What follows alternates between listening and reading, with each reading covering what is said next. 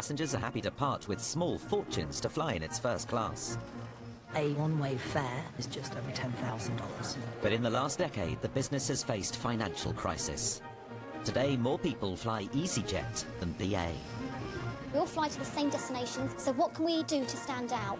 As the airline reaches a turning point, our cameras have been allowed unique access to its inner world. From the top-level decisions... We're not as big in China as we should be, so getting this right is very important. ...to the daily challenges of its global operation. 552 roams back on stand to offload a passenger who's having a panic attack. We've been following some of the airline's 40,000 staff. Do you know what the pressure is on? As they work to meet exacting standards. Very disappointing. In this episode, we'll reveal how they train their newest recruits. It is almost like being in the military. If you receive 4 snapshots, your contract may be terminated. Keep their 280 aircraft in the air. At this moment in time, it's broken. And bring the world's biggest passenger plane into service. It's starting making history for us, really, isn't it? And I never do anything like that.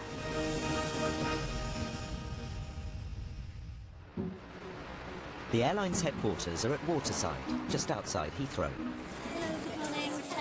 So, I am starting my initial training course today. Just to remind you then to wear your passport and costume in your building. 18 anxious new recruits are about to start their first day of cabin crew training. Okay, well, firstly, welcome to the mixed fleet operation within British Airways, and congratulations. I know thousands and thousands of people applied this year to join us, and we selected approximately 800 people to be sat where you're sat now. So you've done extremely, extremely well. Cabin crew are the face of the company and are expected to look immaculate. The skirt has to be on the knee, so that's absolutely fine. Any drinks or snacks? For many of the recruits, the uniform is part of the job's attraction. Excited. Very excited, yeah, especially now for this. From the very beginning, being an air stewardess was sold as a glamorous job. A sort of finishing school in the sky. Ladies and gentlemen, you may now unfasten your seatbelts and smoke if you wish. I think it was every bit as glamorous as I thought it was going to be. In fact, it was so glamorous that I used to just walk around London in my uniform because I just used to think it was just so cool. Ros Hanby was the face of the airline in the 1970s. It was definitely important to look good. You were the in-flight entertainment. You weren't allowed to get married. There was an airline called Pan American when I was flying, and they used to weigh their stewardesses before going on each flight. I don't think the word sexual harassment existed in those days. But, you know, we all helped each other. I mean, I'd say, you know, look up for 19B, he's looking a bit tricky. Ta-da! Nearly life-size Ros. When the photography took place, they were very embarrassed about telling me, well, actually, we're not going to use your body. And they told me it was because I was not tall enough. But, as you can see... I've decided you're going to wear your hair in a bun or one of these... 20-year-old Jody Paris is one of the youngest recruits. For her, joining the airline is a chance for adventure. I've been working 2 jobs for God knows how long now in this tiny little town, and there's just such a massive world out there that I haven't seen yet. The hat is to be worn over the right eye. Thank you. You're ready now, aren't you? Love it. I'm really proud of myself, and I just can't wait to start and deliver a world-class service. But not everyone who makes it onto the course will get to the end. Some sessions are going to be very light-hearted. This one's a little bit heavier. The next 6 weeks are designed to uncover who is and who is not BA. It's an 80% pass mark. That's not hard. It's frontline cabin crew Cy Jones and Nadine Phelan's job to make sure the recruits have got what it takes. Time. Thank you. If you're a little bit late for your flight, do you think you can stick your thumbs out on the runway and get the 747 to pull over and pick you up? Not going to happen, guys, is it? So punctuality is definitely one we're going to be putting onto our course contract. British Airways has always been renowned for its cabin crew, and certainly to get a job at British Airways is very hard. But I think it's because we don't want to dilute what we have. We don't want anybody to fail. Do you think then if you're not getting it quite right, we're going to tell you? Yeah. Would you want to know if you're not getting it quite right? Yeah. We can do this either verbally, or we can do it by what's called a training snapshot. In this occasion, points doesn't make prizes. Not Bruce Forsyth. We don't want you to accrue snapshots. These snapshots are recorded, documented. You do not have the right to appeal, okay, and you're going to carry that with you for the rest of the course. If you receive 4 snapshots, your contract may be terminated, okay, because you're not demonstrating to us what we expect from British Airways cabin crew. All right, are you all happy? Oh, okay, happy is the wrong word. Do you all understand? Size snapshot warning has its desired effect. The snapshots and the points, slightly terrifying? Yeah, I think, slightly nerve-wracking, to be honest. 29-year-old recruit Alice Kennedy is plane mad and likes nothing more than spotting them in her spare time. I would probably say I'm a bit of a plane geek, and I love plane spotting. I was on the M25 in the summer, and ashamedly so, actually, went into the back of a car because I was plane spotting. For Alice, when it comes to planes, size definitely does matter. That's an A340. I like the A340, it's really good, and it's nice it's got the 4 engines as well. You know, they're a bit more interesting, there's a bit more to look at. I definitely prefer to watch the bigger planes coming over. There's a 747 there, taking off, which is brilliant, it's my favourite plane. The noise and just the sheer size of the plane is just fascinating, I love it. The company has the largest fleet of 747s in the world. The trouble is, it's also one of the oldest, and they're heading for retirement. Okay, I just had a message from Mr. Walsh. He's going to be here in 15 minutes. Airline boss Willie Walsh is planning to modernise the fleet. With funding from banks around the world, replacements are on their way. If you look at the aircraft that we have on order, that we've committed to, the list price of all those aircraft is about 28 billion US dollars. Now, on any scale, this is a very big capital expenditure, very significant investment. One of the key new planes in the company's spending spree is the A380. Built across mainland Europe and the UK before being assembled in France, it's the biggest passenger jet in the world and has a list price of £250 million. When these different sections are assembled, the wingspan will be the length of 8 double-decker buses. The airline industry is very competitive. The A380 is designed to make us more efficient, reduce our fuel bill, improve our environmental performance, and give us the opportunity to expand our network as well. 6 years in the planning, the company needs to make the most of the A380's arrival. And it's wrapped this press event in the Union Jack to give the air of a national celebration. The brand is masterminded by a Dutchman, Frank van der Post. The Brits are, I think, too reserved to talk about their own strengths. And when I came in, I said, guys, you don't understand what it means to be British, and we should be proud of that. Everybody kind of looks at you and they're like, what's this mad Dutchman all about? But there's something to celebrate. These aircrafts are quite expensive, and I think there's expectations of customers, high expectations, and it's up to us to make sure that we deliver to those expectations. For all the fanfare, many customers have already experienced the A380 at Heathrow. Emirates has a fleet of 39 and has been flying them since 2008, outstripping its British rival in passenger numbers and encroaching on its luxury territory. Everything you see out the window is British. The wings are British, they're made in North Wales. The engine's British, Rolls-Royce, built in Derbyshire. But more importantly for our passengers, it's a beautiful aeroplane to travel in. Persuading people to spend more to fly has always been critical to the business's profits. So this, I think, is the killer cabin. I think this is the one that's going to make BA lots of money. This is Traveller Plus. Got a slightly larger HD screen than we have in the economy cabins. The innovators of premium economy, their business and first-class tickets account for only 14% of passengers, but can bring in as much as 45% of revenue. This is known as Millionaire's Door at Terminal 5, for those select few who fly first class. They have access to their own lounge, restaurant, spa and champagne bar. Competition in the luxury market is intense. Emirates A380s offer suites and onboard showers. For interiors manager Catherine Doyle, it's all about the airline's invention, the flatbed chair. So this is first class. This is a variant of the seat which you'll see in our 777s and our 747 fleet, so lovingly known as Prime seat, and this is called Prime Plus. Literally because it's the same seat, so our customers will recognise this, but then because of the space, we've been able to really grow it out. So when your bed goes to flat, we have far more bed space. And this is the other big item here. So this is our suitor. So you've got a lovely big gap under here, which actually is capable of taking an IATA-sized wheelie bag.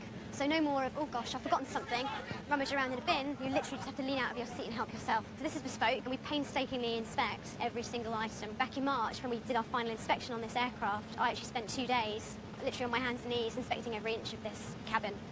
Everything has to be perfect. A first-class ticket will cost around 10 times the price of an economy one. So this is 4K at the rear of the cabin. When we first inspected it, there was a tiny, tiny scratch just here on the corner. There. It's not even a scratch because you can't even feel it. To be honest, it's probably just an imperfection in the bright dip of the anodize. The feedback we get from our customers, especially in the premium cabins, does go to that level of detail. So they'll tell me that there was a scratch here or a ding there, and they spotted it. And that shows you what level of detail they live their lives by, and therefore we have to replicate that experience with the first brand. The airline's training base is at Cranebank, a few miles from Heathrow. Wait. Here, generations of cabin crew have earned the right to represent the airline. And two at the front of the cabin. This latest recruitment drive comes in the wake of bitter industrial dispute. After a period of unrest and strikes by cabin crew in 2010, BA decided that future recruits would be employed under new terms and conditions as part of what the airline called their mixed fleet. Today's intake follows the same training as their predecessors, but are paid less, in line with their budget airline counterparts. Jody, we're going to start with your brace positions. When you're ready, please adopt the crew brace position. The first 2 weeks of training are about safety. Thank you, Jody. Going to move on to look at the smoke hood now. Show me how you'd get that smoke hood ready for use, and if you'd like to correctly fit the smoke hood, please. The airline has not had a fatal accident in 29 years. Turn around for me. It examines its recruits on every emergency procedure. Okay, Jody, if you'd like to take that off now, please. Jody, I'm sorry to say that you haven't met the standard for this assessment. In crew brace position, your head wasn't back. For the smoke head, the bottom half of your bun was sticking out, so that can allow smoky air to get in, okay? Jody's failure means she'll receive a written warning. Jody, if you want to just go and take a seat down there for me. Right, what just happened is the SCP equipment practical assessment and you failed it. So that means now that I need to give you a formal letter, which I'm going to give you a copy of to read. If you don't reach the required standard, your contract could be terminated with British Airways. Do you understand that? Yes. Thank you. Okay. So what we'll do now is we'll take you back downstairs. I've worked so hard, it'd be such a shame to, have it all thrown away for a couple of, silly mistakes. It doesn't seem like I've worked hard because obviously I have failed a couple of things, but I am working so hard. There's been a few nights where I haven't slept because I have been revising and stuff and going over my drills. It's not the easiest thing But it is. Many of the trainees are joining from other airlines and have been through the process before. Don't worry. You've just But I shown can't me get you kicked off the can't course. You're not going to get chucked off the course. You've just failed one exam and it's not the end of the world and you're going to go back and you've just shown me the correct position. So you do know it. Take this off when you go in because you can't brace with that jacket on. Okay. When I was at Virgin, I failed about 6 times. At Terminal 5, Heathrow, it's the first big outing for the company's new plane. With 10 rival airlines already flying the A380, for staff like turnaround manager Lisa Horrigan, it's a relief to be catching up. I'm glad that we're finally keeping up with the new technology and new aircraft types. It's started making history for us, really, isn't it? And I'll never do anything like that. The airline's first fully trained A380 pilot is Captain James Basnett. Before every flight, we have a good look around the aeroplane to make sure the hatches are closed, make sure the engines are in good condition, everything that is really sort of a normal pilot would do on however big a plane, whether it's a tiny Cessna or an aircraft this size. It takes 22 cabin crew to run a plane this big. Okay, down with the pre-boards, please. Straight across to Please ensure that all electronic devices, including mobile telephones, are now switched off. Shall I take you up to the front door? Please. Perfect. Show me the way. Sarah, would you mind just watching that door while it's open? Thank you. Last person on board is Frank, here to launch proceedings.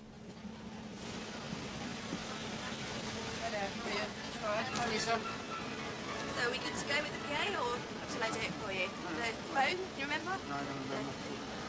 Okay. There we go. Push to talk, and off we go. You have to talk quite closely, so...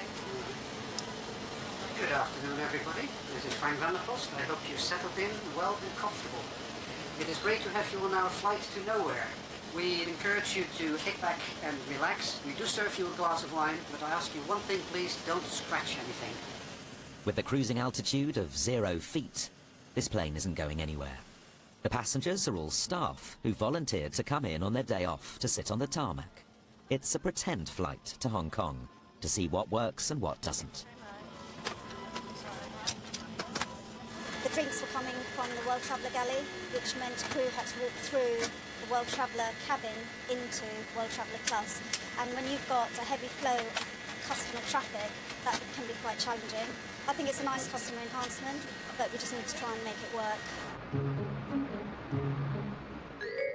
A couple of miles away on a mock-up plane in Cranebank, trainee cabin crew Patrick Flynn and Alice are investigating a possible fire in the toilets. Okay, just push the door very slowly.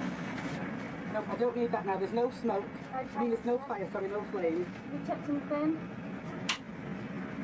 Okay, so there are still flames, Patrick. You want to use the VCF? Sorry. Excellent.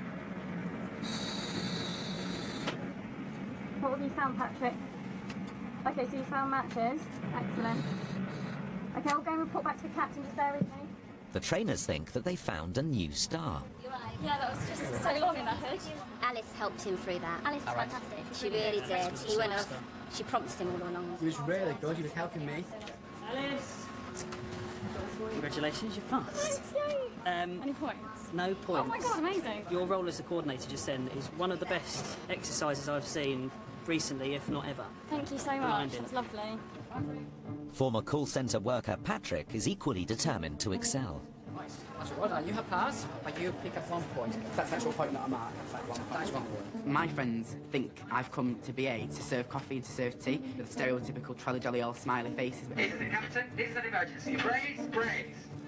But I think BA cabin crew are the best crew in the world. It's the service that they give and it's the way that they deliver the service. Patrick leaving from door 2 right. Jody leaving door 2 left. And I think because of that, I'm feeling more apprehensive. But I just got to try not let it get to me. Lean forward. I know I can do this job and I know I can pass this course. Is that everything? I've got no good luck. No problem. At Terminal 5, the flight to nowhere is in its 4th hour. No, it's not landed yet. So we're just waiting for it to come on stand, or land and then come on stand. So pretend an aircraft's not there when it is, then yeah, it's a little bit weird. In economy, they finished eating and are watching movies. In business and first class, the fine wine and dining takes a little longer. We have a Chablais, which is a Chardonnay, which is perfect for the sea bass today. And we also have a Pinot Gris, which is Australian, and it's best with spicy foods. Yeah, thank you. In charge of delivering a gourmet tasting menu for the A380's elite customer is Chef Mark Tazioli. That's it. It's a difficult task when the food has to be ready-made and reheated at 30,000 feet. It's not going to take it long to eat the soup, Yeah, right? and you want it to But be then fresh. a little bit of time between the course. Okay. Should work out right. I have a much better understanding around the way these ovens work now. Much better understanding around how it's affecting the people out there. So, by the time this goes live, they'll have the instructions like when you do this dish, when they clear that, put that one in the oven. Captain, I'm making good progress to Hong Kong. Very shortly we're going to be commencing our descent. Disappointingly, the weather there is very similar to how we left it in London. The cabin crew are just going to start getting everything back into the galleys. The trial is at an end. With 7 weeks before the big flight to LA, the plane will be flying short-haul routes to iron out any problems. Hi, Lisa. How are you? Good, nice to Yeah, it was good. BA runs the biggest aircraft maintenance operation in the country, with 5,500 engineers servicing its fleet. Last year, a technical fault resulted in an engine fire on a BA A320 flying to Oslo. In the emergency landing that followed, no one was hurt, but it shows there is no margin for error. Every night, every plane is checked, and if it needs special attention, it's brought to the Fleet Support Unit in this hangar. Veteran engineer John Beattie has been working nights for 26 years. We have a look around the aircraft for any damage that may occur when it's on flight, like lightning strikes, bird strikes. Unfortunately, birds decide they like to hit the aircraft, and if they hit the engine, they could go down the engine. We then do a boroscope, look inside to find out whether there's any more damage in there. You normally know because it smells awful. An ultrasound is used to look for hairline cracks in the fan blades. We just put a bit of jelly onto each blade to just aid the sound. So here we have the decibel reader, and you see there we've got 300 decibels. If it was above 700, that might well mean we have to change that particular blade. The airline has 280 planes being used across 170 routes. keeping them flying is a big task. On a busy night, the casualty hangar may need to get up to 10 of them fixed and back into service, all with different problems to be solved. We're changing the fuel control unit, or the FMU. That's the one that's going to go on. This is like a big carburettor. Grounded planes are an airline's nightmare. If the planes aren't flying, they're losing money. Passengers aren't moving, and people are missing connections. The system can quickly break down. So in the operations centre at Waterside, it's a constant juggle to keep the schedule working. The team here are responsible for the entire network, moving about 110,000 people a day on 800 flights, many of them on the Airbus fleet. We've got 111 aircraft in our Airbus fleet. There are 58 of them here, and there are 53 of them overseas. Most aircraft will do 4 to 5 flights a day. We couldn't actually park them all on the ground at Heathrow at one time anyway, because there isn't enough room. So it's a constant movement of aircraft in and out. Steve Duffy is lead engineer in operations. It's his job to track which of the sick planes might not be able to fly on schedule. OK then, well we'll start off with Ian in the FSU then. Ian, if you could... He's on the nightly 3 a.m. call to get a status update. OK, Uniform Tango's windscreen change. They're only just starting to refit it within the last hour. That's on an 06, but there's no way it's going to make 06. No way that's going to happen. Well, I'll start looking at 12 o'clock, have a chat with Ops and see what we can do about it. Echo Delta November, the FMU's fitted. All right. We're aiming to push that out for 4 o'clock and get some runs out of it. Hopefully that will make it 06, yes. All right, we'll keep a listening watch for that. We'll talk to you later, thank you. Hello, mate. Chippy, how are you? Yeah, not bad. What's going on? Windscreen change, having a bit of trouble with the sealant. Initial provisional estimate they're giving me is 12 o'clock. Yeah. I reckon it might go back a bit past that. So if I roll the programme up to, well, for its last departure as such. Yeah. Happy with that? Yeah, that'd be a good start. Hello there, morning. We have got a couple of changes.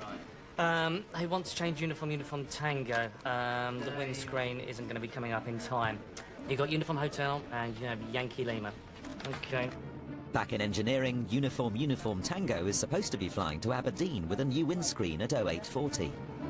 OK. But time is of secondary importance to safety. The windscreen has been fitted, but they had a problem. The gaps around the outside of the windscreen were not quite right. That's just gone backwards probably half an hour. It's not an easy job. Because of the pressure of the aircraft and the pressurisation, there is actually a lot of force on that windscreen, and if it's not in the right place, and if that screen fails, the consequences are catastrophic.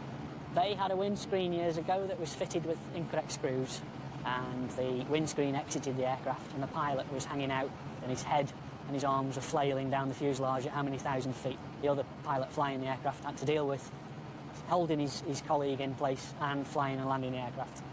And that was a very, very stressful and dangerous situation for the flight crew. So, this is the usual look down, no?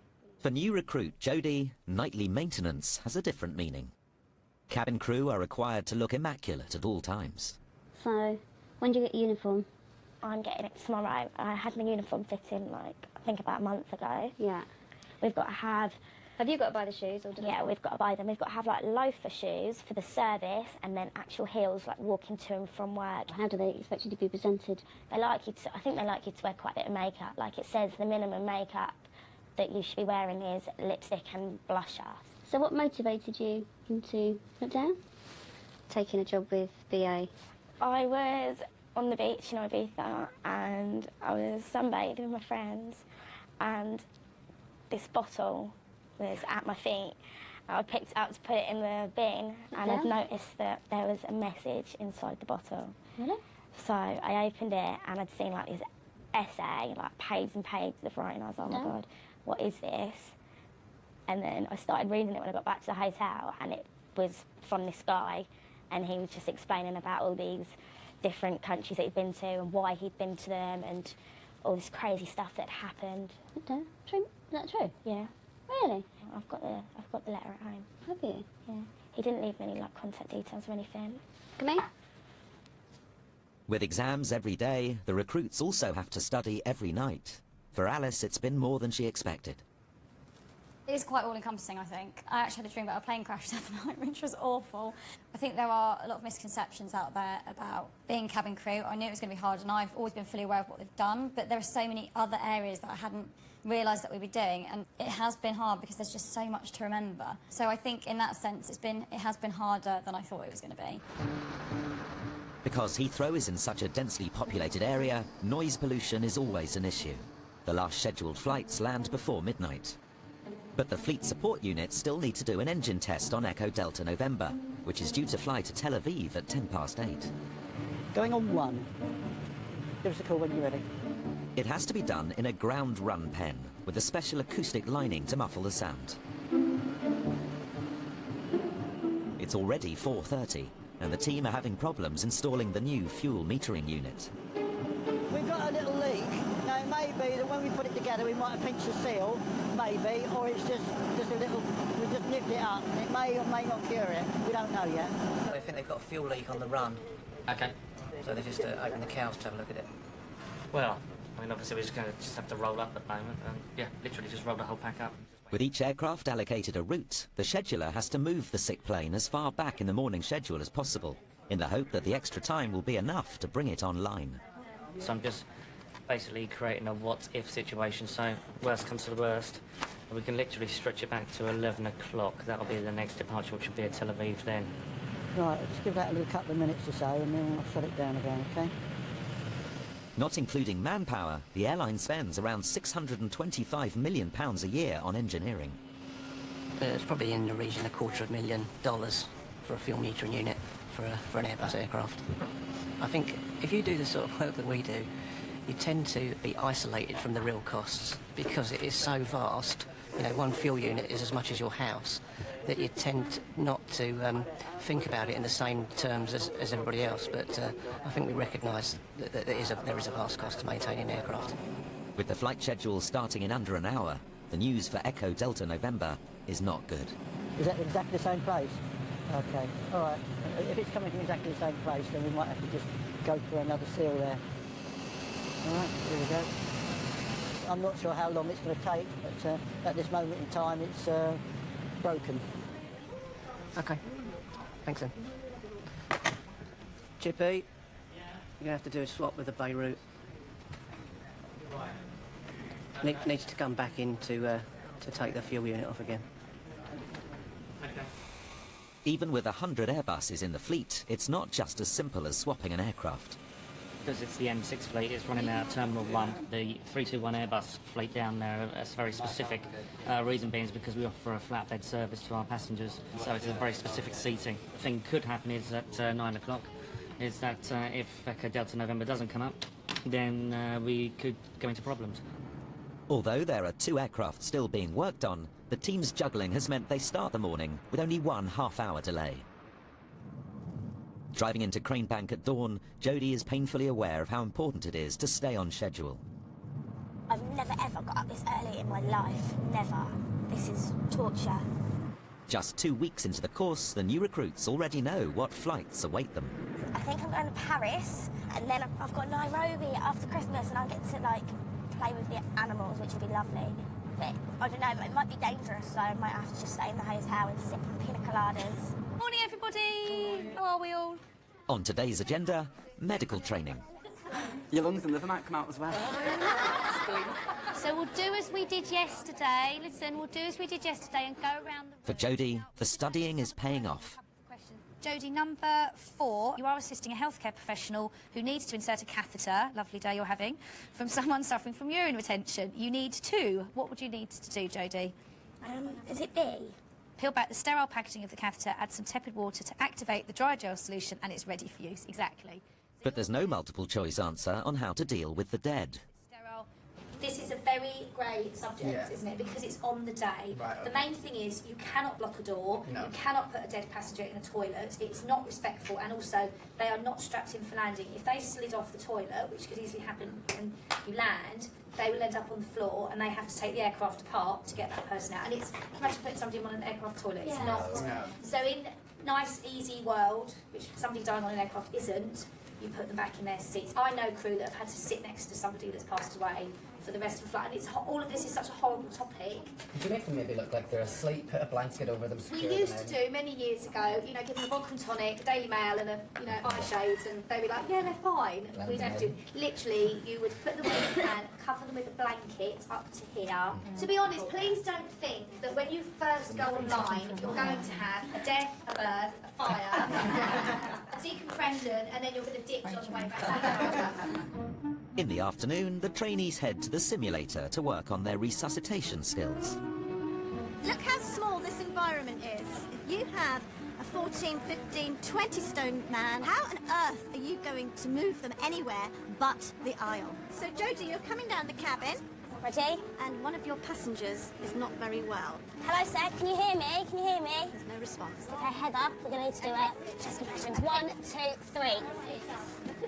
1, 2, 3, 4, 5, Elbow 6, straight. 7, 8, 9, 10, 11. And stop it just once. I just want to give you a help because you seem to be bouncing the back of your hand up. So the heel of your hand always must be in contact with the chest. Okay. So show me some compressions. Remain calm. Good compressions. That's much better. Jody, that's what I want, okay? That's what I need. That's enough. Round of applause, I think. Jody, you've listened to every word that I have said. Really? Those compressions were excellent. So you've done everything that I asked you to do. Well done, Yeah, everybody. sure. Thank you. Anything else?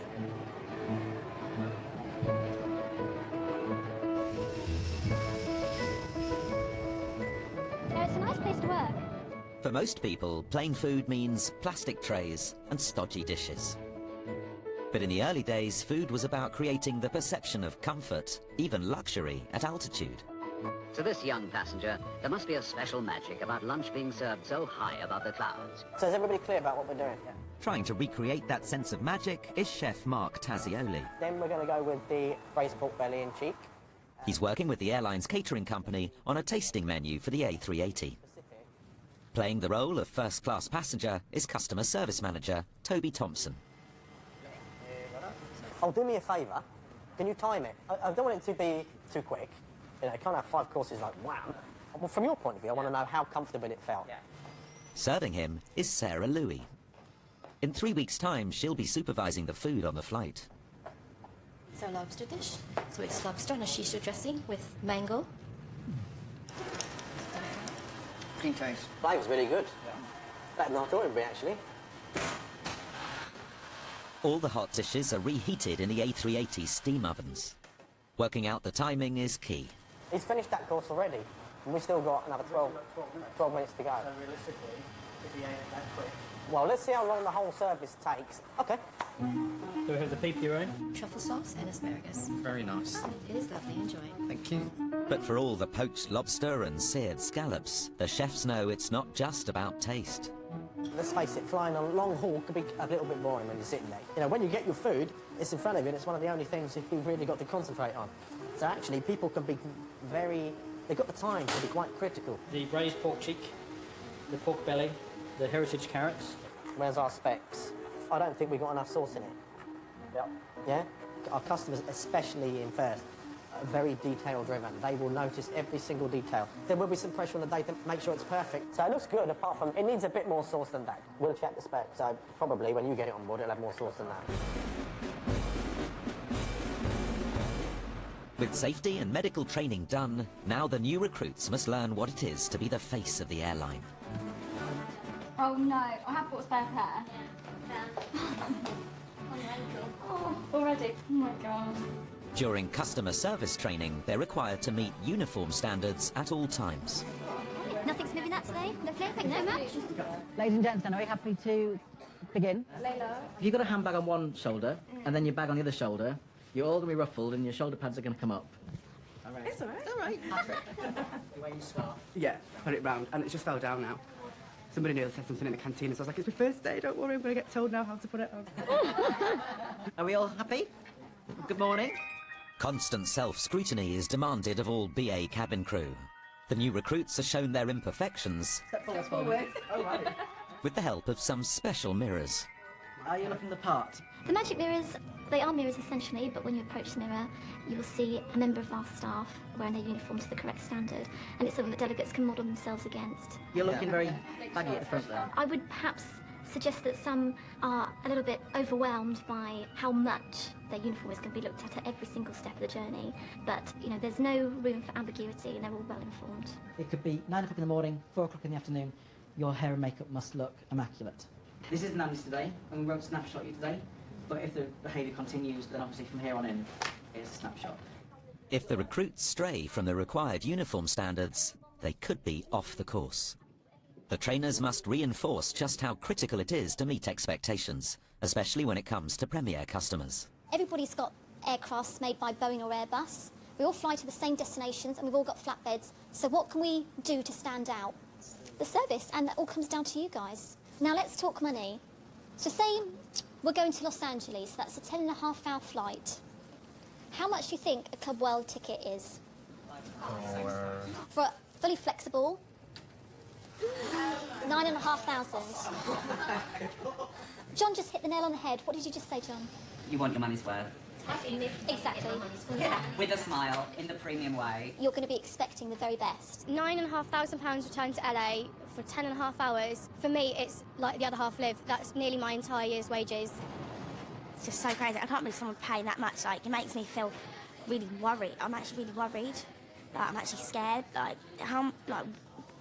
They must expect so much. If they're paying £9 grand for a flight.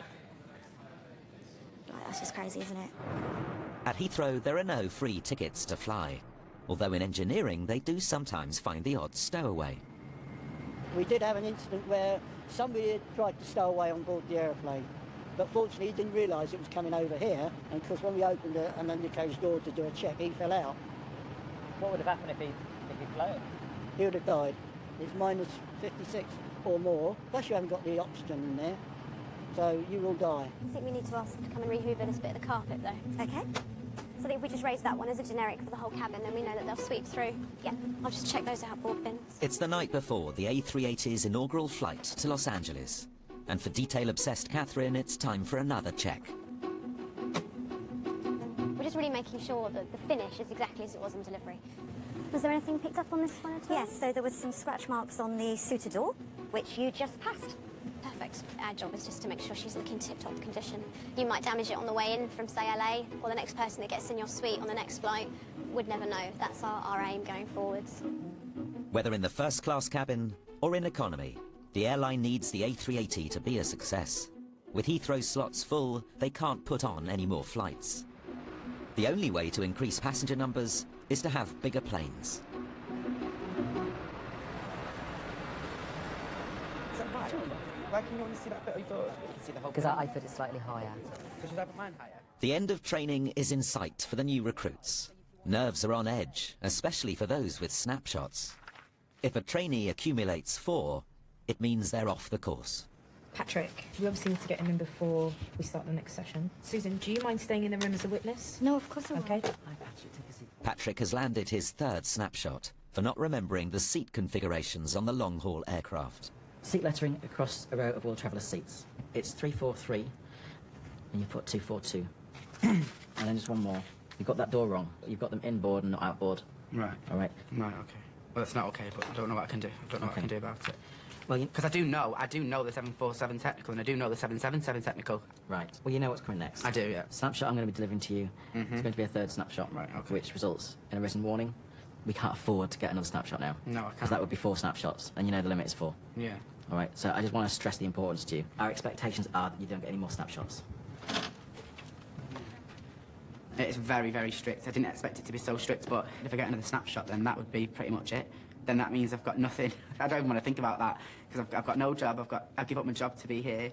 I've saved up, like, literally thousands of pounds to be here. So if that ever happened, touch wood, it never would. I don't even know what I'd do.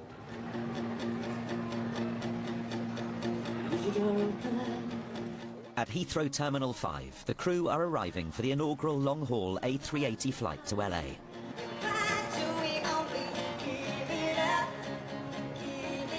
And for the big send-off to Hollywood, the airline has booked Melanie C. and X Factor winner Matt Cardle.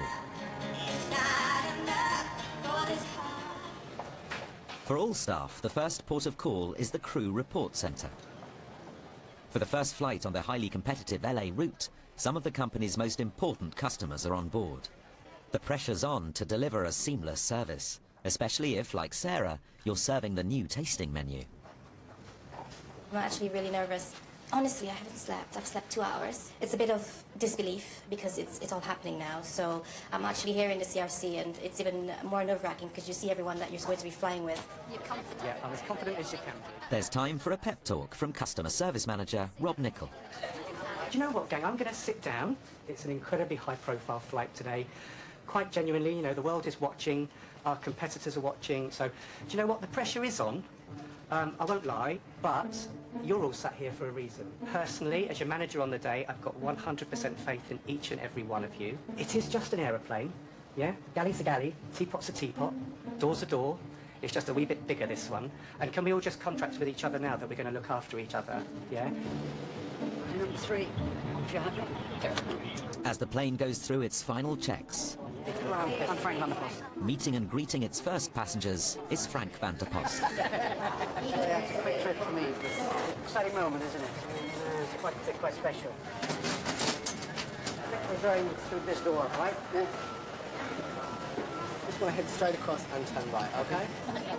While business class tickets will cost in the thousands of pounds, economy will cost several hundred, but come with a little less space.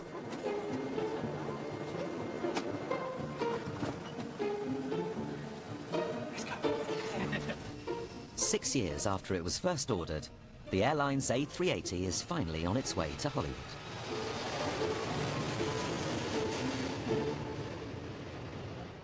So in this session, we're going to have a look at how do we manage challenging situations. It's the afternoon session for the cabin crew recruits. The focus is on customer service. Sir? Sir? For trainer Sai, there's a chance to show off his dramatic skills, with some role plays on how to handle difficult situations. Alice has to cope with an obese passenger who can't do up his belt. Can I just ask you all to fasten your seatbelts, please? Mine doesn't fit. Right, okay. I'll go and get you an extension seatbelt and we can attach No. Okay, we do need to make sure your seatbelts are fastened. You've got a blanket so I can put over top of it then? I'm afraid we do need to make sure that the seatbelts are visible at all times. What did she say? Needs to be visible at all times. Needs to be visible at all times. And again, it's that assertive behaviour that we want to see when you are challenged by a customer. We want to see you actually doing things like that. Really well done, Alice. Jody is tasked with communicating with a French woman. Excuse me. Bonjour. Bonjour. Would you be able to... Je ne comprends pas d'anglais. That's why I tried as well. What's she speaking? You don't speak the language, please don't try to think you sound French. Think of how you'd feel. First and foremost, you'd be a little bit insulted. Please don't try to do it with another accent. Mr. Thompson, here's your seat. Okay, so you're just right on the edge of it. Already on 2 snapshots, Jody is struggling with the role-play scenarios. Where's your trolley? Hello, sir. Can I get you something to drink? Yeah, I'll have a red wine, please. A red wine. Just in front, this customer is visually impaired. Remember that booklet we gave you on day 1? It tells you how to talk to our customers who are visually impaired, describing where you're placing things on the tray table. Imagine a clock. So talk about, you're going to place it in the 6 o'clock position. I'm going to place your wine in... Sorry. Okay. Yeah. Lovely, thank you. Enjoy. Thank you. It's fantastic. With the instructors watching closely, the pressure is on for the tea service. Here's your cup of tea, sir. Would you like any sugar or sweetener in it? Sure. Display where you put it. So think about it. Clock face, the 12 o'clock position. The teapot's in the 12 o'clock position. Why are you laughing? Please. That's my fault, sorry. Jody, just to let you The know cup if of I tea could is in get the 12 through. o'clock position for you, okay? And you've got a little chocolate just left of it, okay? Jody, I'm just going to finish off the coffee service. Just finish squeezing past, okay? Thank you. Thinking it through, which is what I want to see. I'm trying to coach you through it. Alright, this is all alien to you. But don't get upset, because you look like you're about to burst into tears. Alright? It's all about teamwork, communicate. And this is for everybody, okay? It's the really importance of going away and reading that booklet I gave you on additional needs customers. Are you trying not to laugh? Oh, that's good then. What about? But he thinks I was crying, so that's even better. He was like, Jody, don't get upset. Jody's performance lands her 3rd snapshot. Basically, I couldn't take the fact that my friends were acting differently. I don't know, it just made me laugh. So I didn't stay focused. When I was serving them, I found it slightly funny, but, you know, I just wish that I stayed focused, because at the end of the day, they weren't being assessed, I was. So I just accepted the snapshot and just said, I'm sorry. So are you worried? Yeah, of course. Really worried, like, imagine now I have a ladder in my tights, I've got a little bit of hair sticking out, that's a snapshot. So it could be something so small that could get me kicked off the course. I've got to watch my back, like, 24/7, because any little thing could jeopardise all this hard work and, you know, all these sleepless nights, you know.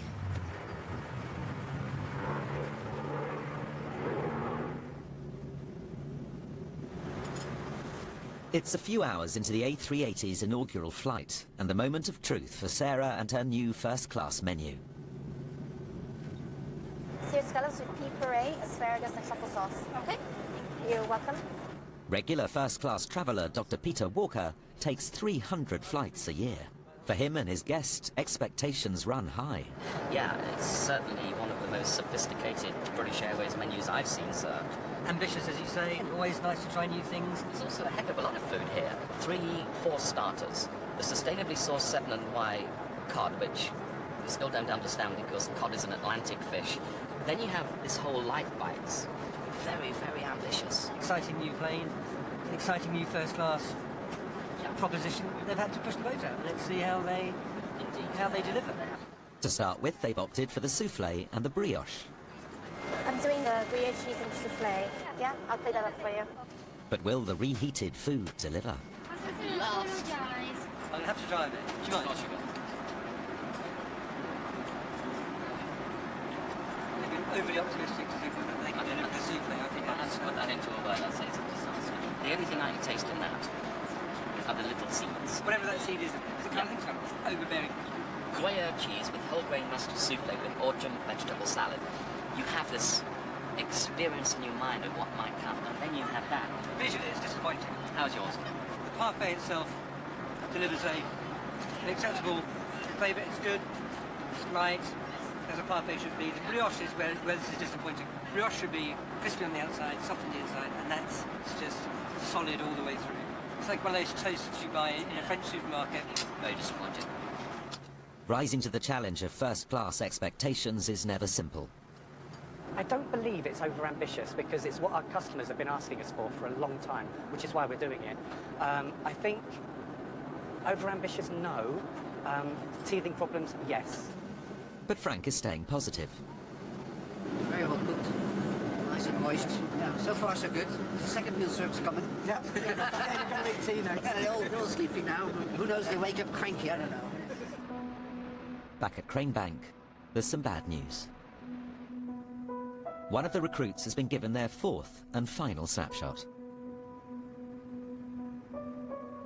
Guys, welcome back from lunch. As you probably noticed, there's one team member missing. Patrick, unfortunately, won't be joining us for the remainder of this course. Now, I know it's a very difficult piece of information for you to digest now, but we had to make that decision. We are here, of course, to support you, so we will respect and wait for you and how much time you need. Would you all like a moment? Okay. So we'll be here, so do come back. You think that it's always a possibility, but you never think that it will actually happen. He was such a big character. So I think people have been really sad and a bit puzzled. It is quite hard because you don't really want to see anybody off the course, but this is the process and this is what we do at British Airways. This is the way that we do it. Did they get a chance to say goodbye to them? No, they don't. They don't get the chance to say goodbye to any of their colleagues on the course. So a trainer would go in and collect the belongings of the delegate that's been terminated. I'm absolutely gutted. I think it would have been an asset for British Airways to have Patrick on board. I knew him to be reliable. I knew him to be hard-working. These things happen. His 4th snapshot was issued on the basis of being 2 minutes late to class. It is almost like being in the military. So, I mean, the trainers tend to say, obviously, that, you know, you can't be late for a flight. You know, Absolutely. On-time performance is key, but that's why we have airport standbys, is it not? They've already got that mitigation process in place, and to put so much time and effort as Patrick did. Step off when you're ready. He gave up a job, it's coming up close to Christmas, relocated, he'd already waited over a year for a position to put his all into and to have his dreams snapped away from him. It's just gotten to have something like that just took away from you over silly little things. The hiring of a younger, cheaper cabin crew to serve its new fleet has been a big strategic success for the company. With thousands of eager applicants, the airline can afford to be strict. You are presenting British Airways. You're an ambassador for British Airways. Just because you're not in the classroom doesn't mean somebody isn't seeing you. You don't know who works at British Airways and who doesn't. The airline takes its recruitment process very seriously. Patrick's departure leaves the rest of the trainees in no doubt of just how much the airline expects from them. It starts from day one. There is no, oh, we'll let you off this time. It's you get a snapshot if you're wrong, and then you get out if you've got too many. So I think the course is intense to show you this is what you're getting into. A bit of a heads up rather than being a total shock on your first flight. Touching down at LAX, this A380 is a sign that with a new workforce and a new fleet, BA is growing again. As it fights for its position in the highly competitive airline industry, it will find, like Patrick, there is little room for error. Next time, trouble in New York as the snow hits. This is our 4th major snow event, and it is a little iffy. It's pandemonium when the airline opens a new route to China. Currently the systems are down. We're trying to resolve it.